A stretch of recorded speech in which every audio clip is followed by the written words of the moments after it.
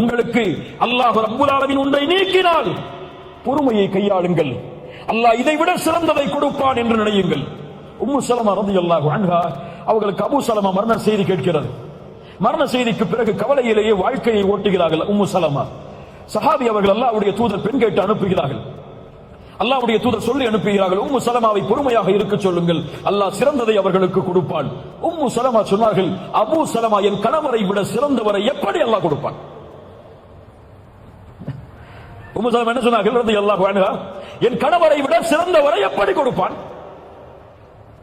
அல்லாஹ் கொடுத்தான். உன் கணவரை விட உம்மு சலமாவை ஏன் ஒட்டுமொத்த உலகத்திலும் அல்லாஹ் படைத்த படைப்புகளை விடவெல்லாம் உயர்ந்த ஒரு மனிதரை உமக்கு கணவராக கொடுக்கிறேன், முஹம்மது ரசூலுல்லாஹ் ஸல்லல்லாஹு அலைஹி வஸல்லம்.